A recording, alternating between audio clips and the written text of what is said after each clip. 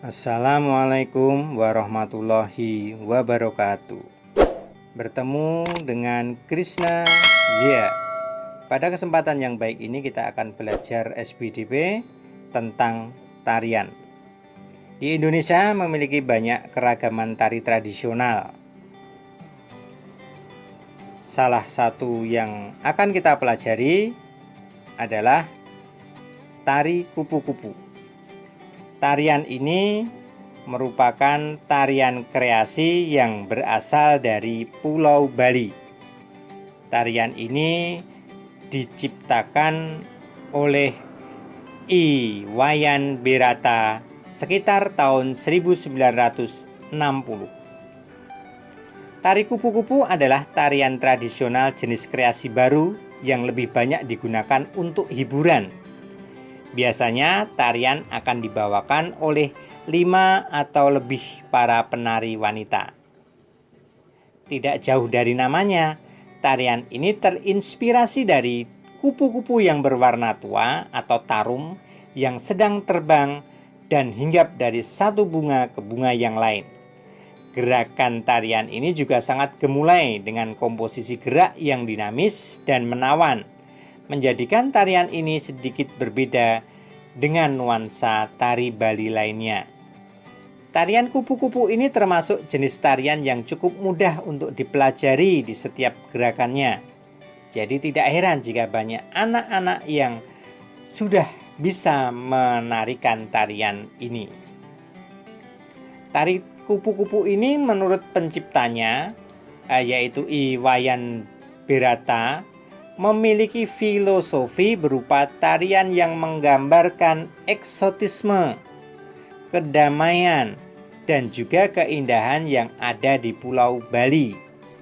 Gerakan tarian kupu-kupu ini jika dilihat, maka sekilas akan tampak seperti kupu-kupu yang sedang terbang sesuai dengan nama yang digunakannya. Gerakan yang ada di dalam tarian kupu-kupu lebih didominasi dengan gerakan tangan dan kaki. Gerakan yang paling menarik dalam tarian ini adalah ketika sang penari mulai menggerakkan selendang naik turun seperti gerakan kupu-kupu. Warna-warni selendang yang digunakan akan menciptakan suasana yang cerah dan meriah. Ditambah lagi, jika semua gerakan para penari terlihat kompak, maka akan menambah kesan keelokan dari tarian kupu-kupu tersebut. Bagian yang paling penting dalam tarian ini adalah properti. Properti yang digunakan dalam tarian ini berupa selendang yang diikat di bagian pinggang para penari, sehingga selendang tersebut diibaratkan seperti sayap kupu-kupu. Semakin cepatnya perkembangan zaman, tarian ini telah mempunyai banyak versi yang bermunculan. Pembaruan biasanya terdapat pada gending yang dinyanyikan.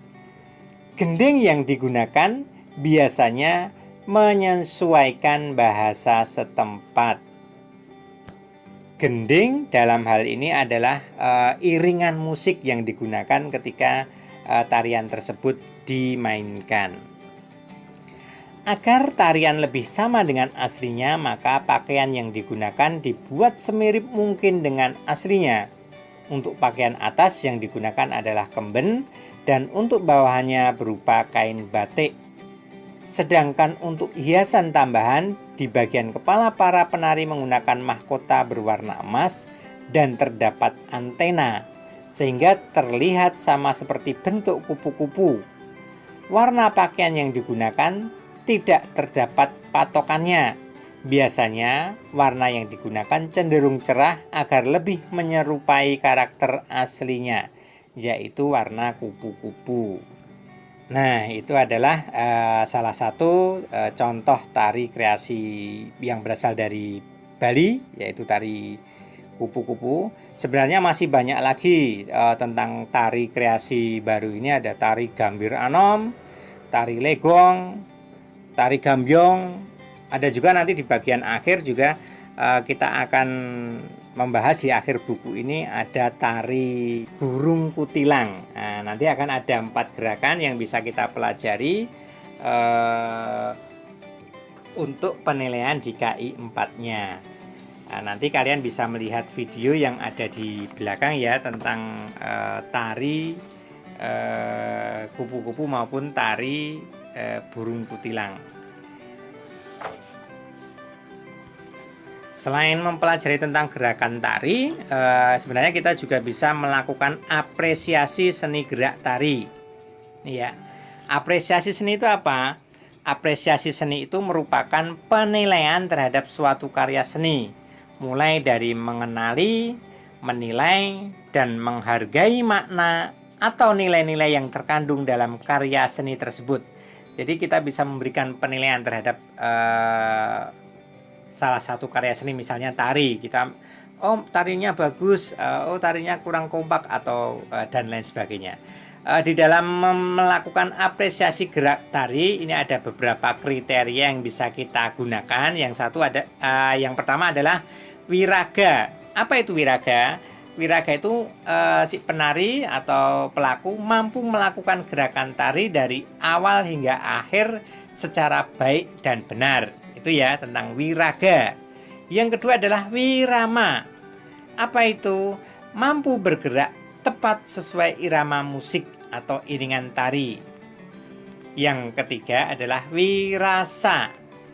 Mampu melakukan gerakan ekspresif dalam tarian yang dibawakan. Ya, ketiga hal itu yang bisa kita gunakan untuk melakukan apresiasi gerak tari.